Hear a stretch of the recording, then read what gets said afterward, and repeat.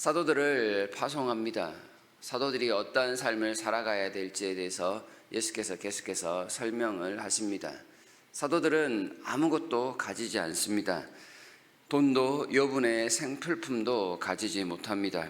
오직 주의 복음만을 들고 갈 뿐입니다. 그런데 그들이 가야 할 세상은 이리와 같다, 이리 때와 같다라고 말씀합니다. 양과 같은 사도들은 이리 같은 세상에 딱 잡혀 먹기 쉬운 그런 상황입니다. 그럼에도 예수님께서는 제자들에게 싸울 준비를 시키지 않습니다. 세상에서 살아남을 생존의 법칙에 대해서 말씀하시지도 않습니다. 어떠한 그들을 위한 훈련도 없습니다. 그저 가라 말씀하십니다.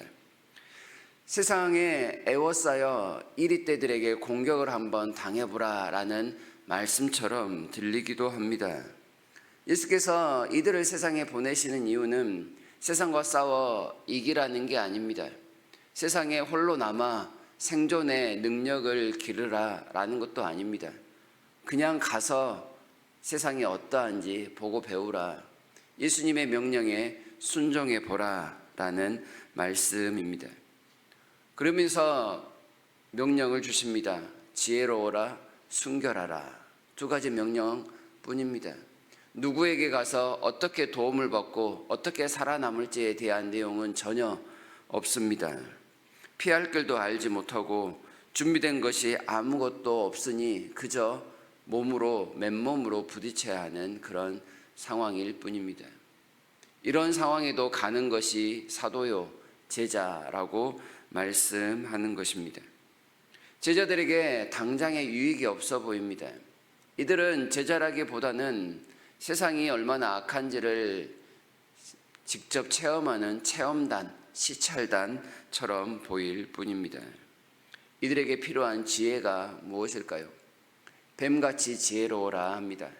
뱀은 세상에서 가장 간교한 짐승, 다른 말로 하면 가장 약삭빠르고 행동을 잘하는 동물입니다. 무슨 말을 할지, 언제 피할지, 어디로 갈지, 또한 어디서 필요를 공급받을지 재빠르게 판단한 능력, 뱀보다 더 잘하는 피조물은 없을 것입니다. 그래서 예수께서 뱀과 같은 지혜를 가르치고 있습니다. 다른 말로 바꾸면 처세술입니다. 언제 말을 해야 하고 언제 빠져야 하며 어떻게 분위기 파악을 하고 어떻게 행동해야 될지 순간순간 직감적으로 판단하는 능력, 그것이 바로 제자들이 길러야 할 지혜요, 갖춰야 할 능력입니다. 이들이 또한 순결하라라는 그 능력은 무엇일까요? 어떤 상황에도 걸리지 않을 깨끗한 삶을 살아라라는 말씀입니다. 필요한 것이 많다고 구걸하거나 강요하거나 집착해서는 안 된다라는 말씀입니다.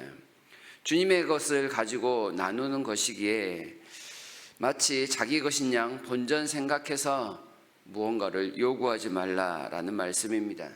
주면 주는 대로 먹고 마시고 입고 쓰고 할 것이되 주지 않으면 다른 곳으로 가야 합니다. 모든 상황에 얽매이지 않고 의연하는 것, 그것이 바로 순결한 삶입니다. 간단하게 쉽게 이야기를 하면 누군가에게 꼬투리 잡힐 만한 행동은 전혀 하지 말라. 손해를 보았으면 보았지 누군가에게 요구하지 말라라는 말씀입니다. 이런 삶을 한마디로 요약하면 무엇일까요? 이리 같은 세상에서 지혜롭게 순결하게 살아가는 삶을 한마디로 요약하면 네 십자가를 지고 나를 따라오라 라는 말씀입니다. 예수께서 분명히 제자들에게 말씀을 하셨습니다. 나를 따라오려거든 네 십자가를 지고 너를 부인하고 나를 따를 것이니라. 자기의 유익을 구하는 삶이 결코 아닙니다. 예수님이 보내셨으니 가는 것이며 가면서 예수님을 보고 배우고 느끼고 실천하는 삶입니다. 예수님의 그 가르침을 몸소 보여주는 삶이다 말하겠습니다. 하나님께서 찾으라고 하신 사람들을 찾기 위하여 나아가는 삶입니다. 그런데 이 잃어버린 하나님의 사람들이 곳곳에 숨겨 있습니다. 공개된 장소에 있는 것이 아니라, 좋은 장소에 머물러 있는 것이 아니라, 그들은 그들을 고소하는 공회원 중에 있을 수도 있고, 그들을 채찍질하는 그 군병 가운데 있을 수도 있습니다. 또한 대적하는 부모와 형제들 속에 숨어 있을 수도 있고, 그들이 감옥에 끌려갈 때 그 감옥에서 만날 사람 가운데도 찾을 수 있습니다. 다양한 상황 가운데, 기가 막힐 상황 가운데 제자들이 처하게 되겠지만, 하나님의 잃어버린 사람들이 그곳 가운데 있기에 이 모든 상황을 맞닥뜨려 예수 그리스도를 전하라 말씀하는 것입니다. 잃어버린 자들이 편한 곳에만 있었다면 예수께서 그들을 왕궁과 같은 곳으로, 아주 넉넉하고 살기 좋은 곳으로 보내셨을 것입니다. 그러나 하나님의 잃어버린 자들의 삶이 각박하고 그들의 삶이 너무나도 힘들고 어렵기에 제자들을 그곳으로 가라 명령하고 계십니다. 가서 제자들이 살아야 될 삶의 모습은 십자가를 지고 가는 삶, 바꾸어 이야기하면 예수 그리스도와 같은 삶입니다. 예수님의 분신으로서 세상을 한번 살아보는 것, 그것이 제자들이 감당해야 할 일입니다. 세상은 제자들을 공격할 것입니다. 제자들에게 온갖 못된 짓을 할 것입니다. 그러나 그 상황을 통해서 십자가를 지고 가는 제자들을 통하여 세상은 예수 그리스도를 볼 것입니다. 이미 제자들 앞에 십자가를 지며 고난과 고초를 겪었던 예수 그리스도를 제자들을 통하여 한 번 더 만나는 것입니다. 예수의 명령을 가지고 살아가는 제자들을 통하여 그들은 예수를 핍박하는 것이 아니라, 제자들을 핍박하는 것이 아니라 예수를 핍박하고 있다는 사실을 그들 스스로 발견하게 하는 것, 이것이 바로 예수께서 세상에 제자들을 보내시는 이유입니다. 제자들에게 무슨 유익이 있습니까? 그것은 그저 명령을 받았으니 가서 전달하는 것입니다. 예수께서 살아가셨던 그 삶을 한번 체험하면서 우리도 그렇게 살아보는 것, 그러면서 예수님을 더욱더 닮아가는 것, 그것이 바로 제자도의 핵심입니다. 그 모든 상황 가운데서 예수께서 말씀을 주시겠다 하십니다. 18절에 너희가 나로 말미암아 총독들과 임금들 앞에 끌려가리니 이는 그들과 이방인들에게 증거가 되려 함이니라. 그 증거가 무엇입니까? 다시금 살아계신 예수 그리스도를 세상 가운데 보여주고 보는 것입니다.